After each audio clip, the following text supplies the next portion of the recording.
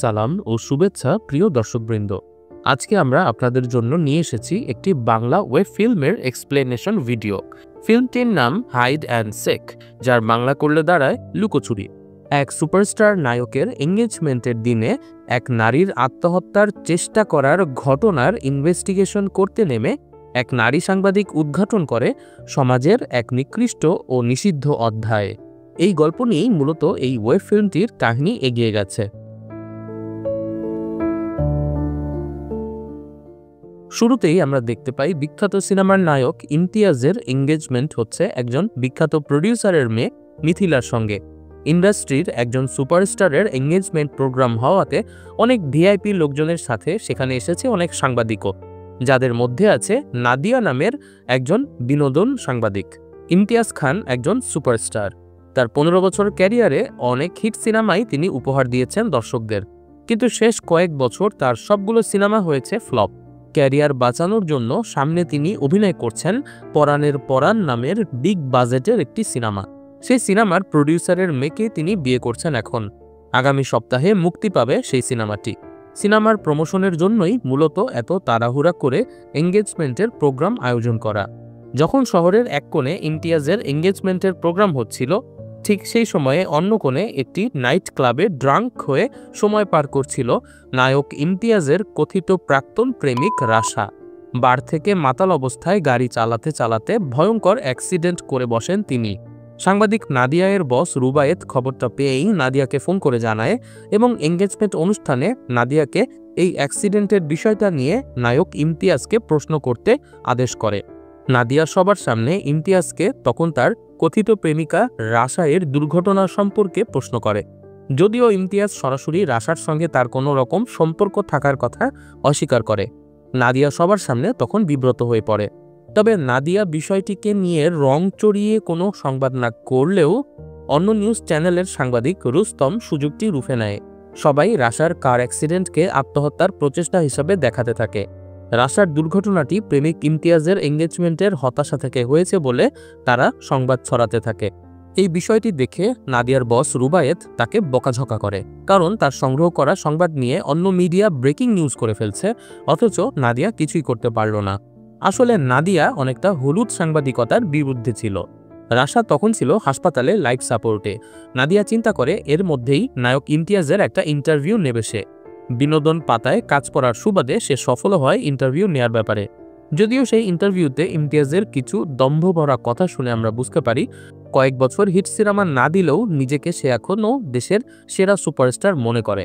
যেমন সে খুব অহংকার ভরে বলে, অন্যান্য নায়কেরা পুরো সিনেমার জন্য যে বাজেট পায় তার সিনেমাতে একটা গানে সেই বাজেট থাকে।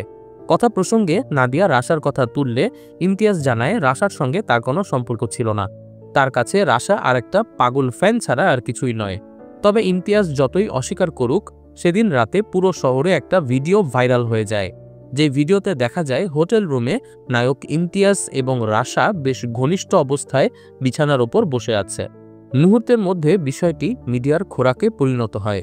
এমনকি রাশার বাবার বন্ধু আফজাল জাবেদের শিল্প প্রদর্শনীতেও সাংবাদিকেরা রাশার সঙ্গে ইমতিয়াজের এই ভিডিওটি নিয়ে প্রশ্ন করতে থাকে। ভিডিওটি ফাঁস হবার পর নাদিয়া নতুন করে রাশার কেসটি নিয়ে তদন্ত করা শুরু করে। যদিও সে ছিল বিনোদন পাতার সাংবাদিক, তারপরও সে কাজ করছিল অনেকটা ক্রাইম রিপোর্টারের মতো। বিষয়টি তার নিউজ মিডিয়ার সম্পাদক রুবায়েতের মোটেও পছন্দ হচ্ছিল না। তাই সে নাদিয়াকে মাত্র 7 দিনের আলটিমেটাম দিয়ে দেয় কেসটা সলভ করার জন্য। নাদিয়া রাশার গাড়ির অ্যাক্সিডেন্টটা যে জায়গায় ঘটেছে তার পাশের একটা বাসার দারোয়ানের সঙ্গে সখ্যতা গড়ে তোলে। অ্যাক্সিডেন্টের সময়কার সিসিটিভি ফুটেজ সে নিয়ে নেয়। সে দেখতে পায় রাশা দুর্ঘটনায় পতিত হবার পর একটা লোক বাইকে করে দেখতে আসে রাশা মারা গিয়েছে কিনা। তারপর সে আবার বাইকটা নিয়ে ব্যাক করে। নাদিয়ার সহকর্মী রুস্তম তার এক ভাইয়ের মাধ্যমে বাইকের নাম্বারটা ট্রেস করে জানতে পারে সেটি মূলত একটা ছিনতাই হওয়া বাইক ছিল। যে বাইকটা ছিনতাই করেছিল ফরিদুর নামের এক লোক। ফরিদুর এখন জেলে আছে। তার ব্যাপারে খোঁজ নিতে নাদিয়া চলে যায় একটা বস্তিতে।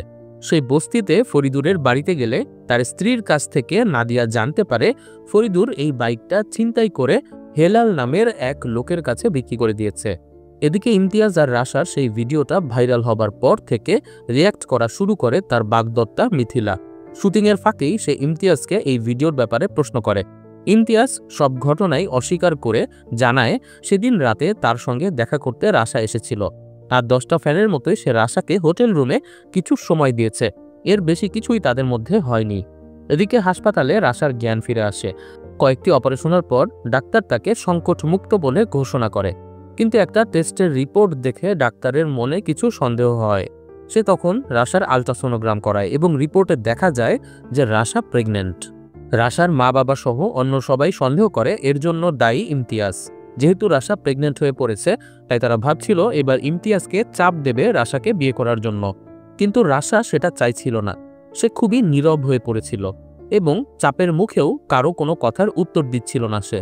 এদিকে রাশা দুর্ঘটনার সময় তার গাড়ির পাশ দিয়ে যে বাইকটা গিয়েছিল, সেই চোরাই বাইকের মালিক হেলালকে খুঁজতে যেই বাসা থেকে সে সিসিটিভি ক্যামেরা ফুটেজ জোগাড় করেছিল, সেই দারোয়ানের সহায়তা নেয় নাদিয়া। হেলালকে তারা খুঁজে পায় ঠিকই, কিন্তু হেলাল বিপদ বুঝতে পেরে নাদিয়ার সঙ্গে থাকা সেই দারোয়ানকে গুলি করে মেরে সেখান থেকে পালিয়ে যায়। পুলিশ ঘটনাস্থল থেকে দারোয়ানের লাশ নিয়ে যায় এবং নাদিয়াকেও থানায় নিয়ে আসে।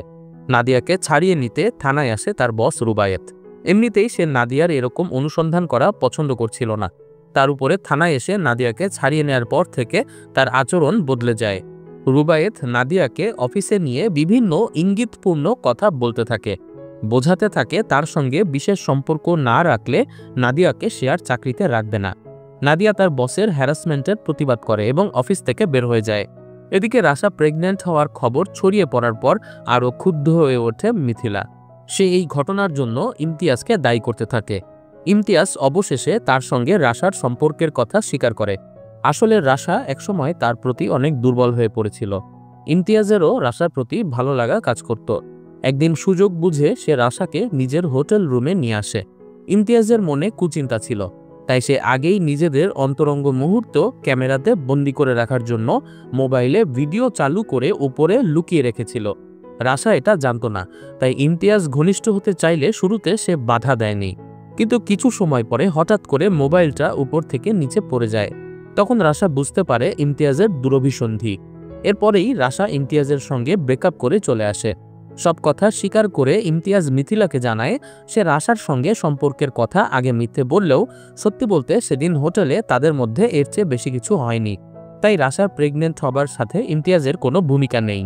কিন্তু ইমতিয়াজ সরল বিশ্বাসে মিথিলাকে সব বলে দিলেও মিথিলা পুরো কনভারসেশন নিজের মোবাইলে রেকর্ড করে নেয়। আসলে মিথিলা শুরু থেকেই ইমতিয়াজকে বিয়েতে রাজি ছিল না।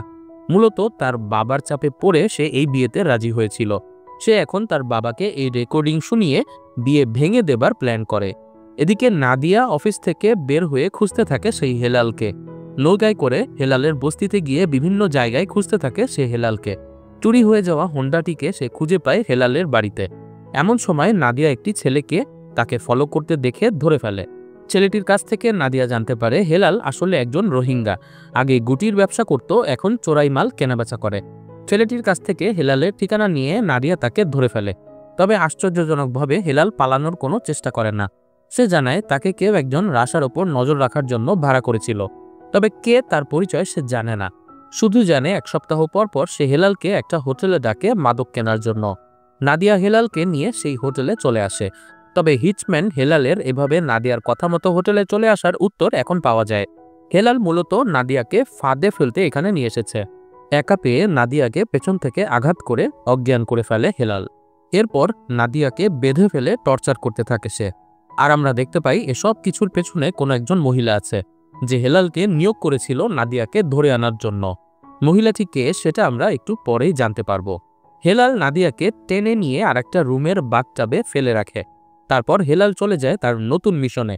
এর মধ্যে রাশা এবং ইমতিয়াজকে নিয়ে টিভিতে নিউজ ভাইরাল হয়ে যায়। নাদিয়া কোনো রকমে জ্ঞান ফিরলে হাতের বাঁধন খুলে বের হয় হোটেল থেকে। আর পালানোর সময় সে দেখতে পায় ইমতিয়াজের বাগদত্তা মিথিলা একটা রুম থেকে অন্তরঙ্গ অবস্থায় বের হচ্ছে এক লোকের সঙ্গে। সে বুঝতে পারে কেন আসলে মিথিলা ইমতিয়াজকে বিয়ে করতে চায় না। বস্তুত প্রডিউসার বাবার চাপে পড়ে মিথিলা রাজি হয়েছিল ইমতিয়াজকে বিয়ে করতে, তাই সে সব সময় চেষ্টা করত ইমতিয়াজের গোপন তথ্য বের করার। একদিন সুইমিং করার সময় ইমতিয়াজের মোবাইল হাতাতে গিয়ে সে রাশার সঙ্গে তার ভিডিওটি দেখে ফেলে। মিথিলা কৌশলে ভিডিওটি নিজের মোবাইলে নিয়ে নেয়। তারপর মিথিলাই রাশার সঙ্গে ইমতিয়াজের ভিডিওটি ভাইরাল করে দেয়। তার উদ্দেশ্য ছিল ইমতিয়াজের চরিত্র খারাপ সেটা দেখিয়ে বিয়ে ভেঙে দেয়া। এখন তাকে প্রেমিকের সাথে দেখে পুরো ঘটনাটাই মোটামুটি বুঝে যায় নাদিয়া। এদিকে আমরা কিলার হেলালকে দেখতে পাই মেকানিক সেজে রাশার বাড়িতে প্রবেশ করতে। সুযোগ বুঝে দারোয়ানকেও হত্যা করে ফেলে সে। মূলত তাকে নতুন কাজ দেওয়া হয়েছিল। যেহেতু আগেরবার দুর্ঘটনায় রাশা মারা যায়নি, তাই এখন তাকে দায়িত্ব দেওয়া হয়েছে রাশাকে শেষ করে দেওয়ার। নাদিয়াও পুরো ব্যাপারটা অনুমান করতে পেরেছিল। হেলালের রাশাকে মারার তাড়া ছিল বলেই তাকে না মেরে হোটেল রুমে আটকে ফেলে গিয়েছিল সে। হেলালের কিছু সময় পর নাদিয়াও রাশার বাসায় ঢুকে পড়ে। রাশাকে তখন হেলাল মারার চেষ্টা করছিল, তখন নাদিয়া পেছন থেকে প্রতিরোধ করে।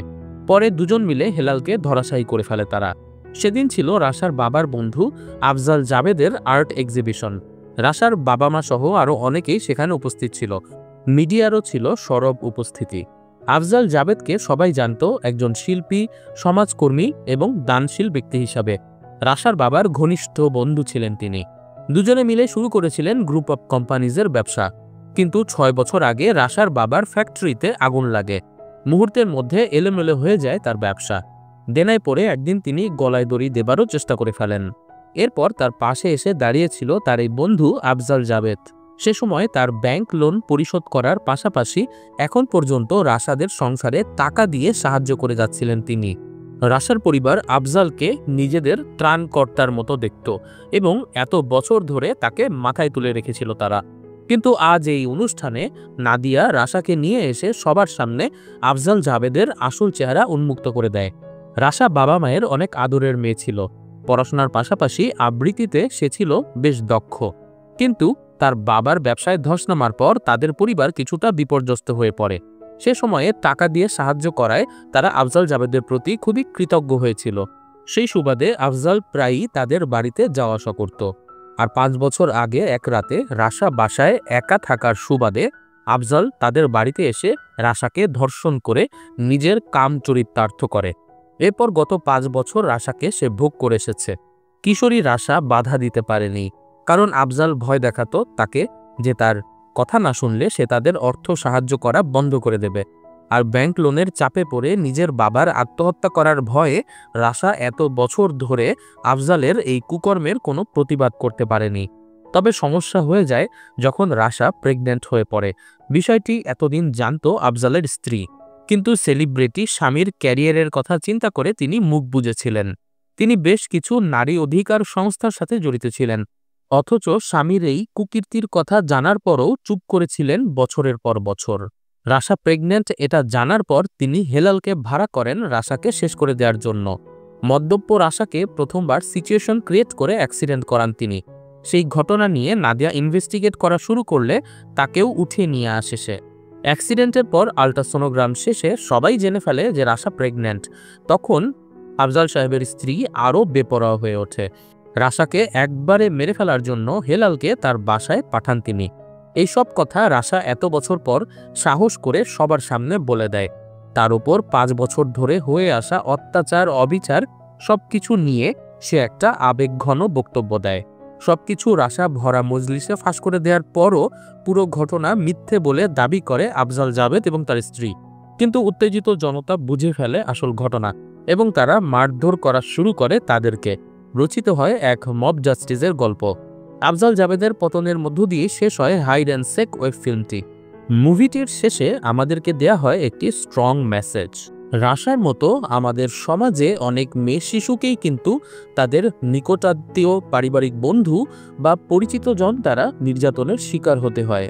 এটি কেবল একটি ব্যক্তিগত দুর্ভোগ নয়, বরং পুরো সমাজের জন্য একটি কলঙ্ক স্বরূপ। এই বিষয়টি নিয়ে আমাদের সবাইকে সচেতন হতে হবে। শিশুর আচরণে অস্বাভাবিকতা লক্ষ্য করলে তা গুরুত্বের সঙ্গে নিতে হবে। সন্তানদের বিশ্বাস অর্জন করে তাদের সঙ্গে খোলামেলা আলাপের পরিবেশ সৃষ্টি করতে হবে, যেন তারা যে কোনো অস্বস্তিকর ঘটনার কথা বলতে পারে। পরিবার, স্কুল এবং সমাজ সবার সম্মিলিত দায়িত্ব হলো শিশুদের নিরাপত্তা নিশ্চিত করা। আজ যদি রাশার বাবা মায়ের কাছে সে এই নির্যাতনের কথা বলতে পারত, তাহলে 5 বছর তাকে এই অমানসিক নির্যাতন সহ্য করতে হতো না। তাই আসুন আমরা কণ্ঠ তুলে ধরি, নীরবতা নয়, প্রতিবাদী হোক শিশু নির্যাতন প্রতিরোধের প্রথম ধাপ। সব শিশু নিরাপদে থাকুক, সব শিশুর শৈশব হোক আনন্দময়। এই কামনায় আজকের ভিডিওটি এখানেই শেষ করছি।